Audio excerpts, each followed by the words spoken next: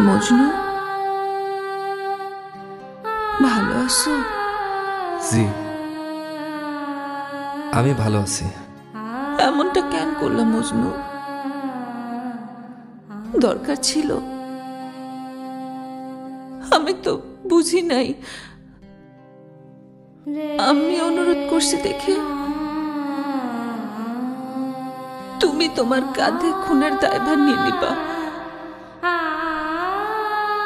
আমি ঘুমাইতে পারি না, সারা রাত ঘুমাইতে পারি না। কেন এমন করলাম মজনু?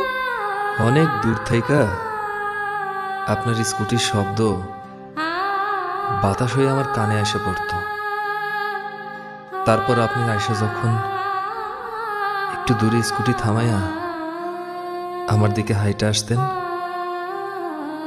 তখন আমার মনে হইতো আসমানের নূর যেন আমার দিকে আগায় আইতেছে। আপনি যখন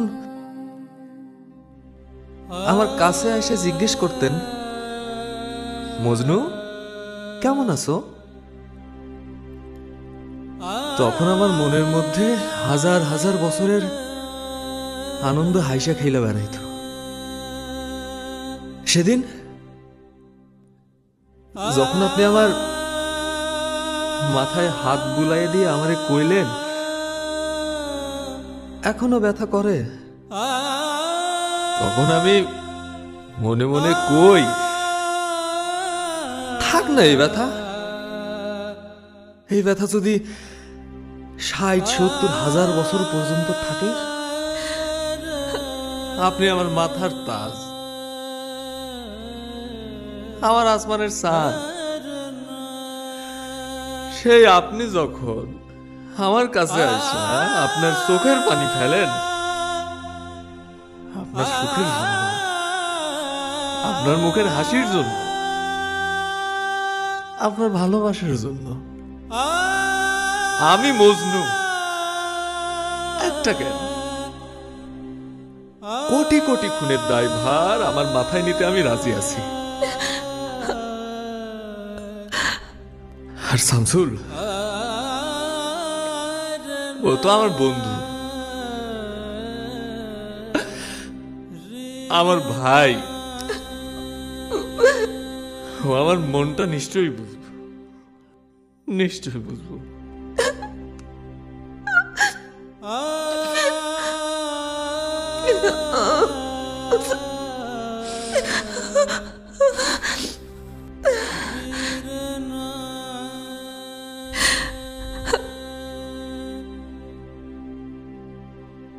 এই দেনা পাওনার দুনিয়ায় স্বার্থহীন ভাবে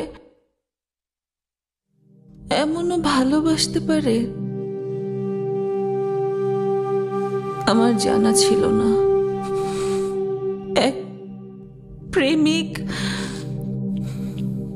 তার ভালোবাসার মানুষের জন্য সারাটা জীবন ত্যাগ করতে পারে, আমার জানা ছিল না।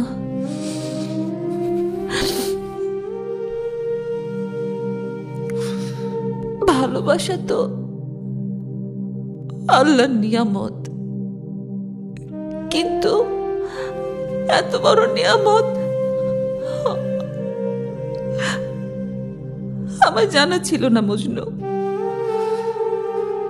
এই যে অনন্ত ভালোবাসা, এই যে আসমান পরিমাণ ভালোবাসা,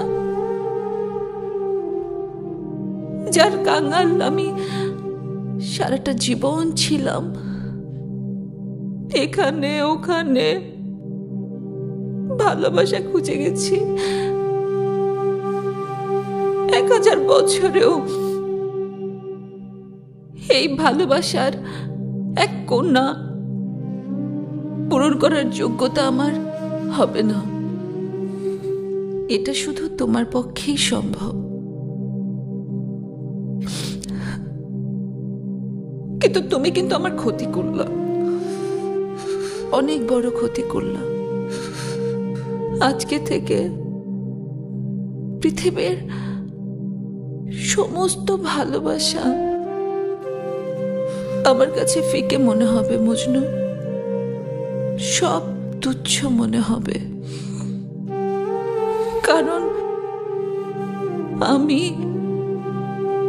আজ এখান থেকে জেনে গেলাম এই পৃথিবীতে আরেকটা মানুষ নাই যে আমার মজনুর মতো করে আমাকে ভালোবাসবে,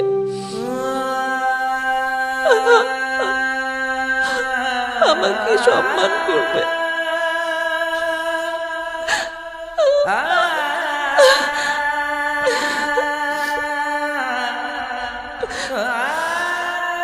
আমি তোমার এই ভালোবাসা আমার মাথা তাজ করে রাখলাম মজনু। কোনো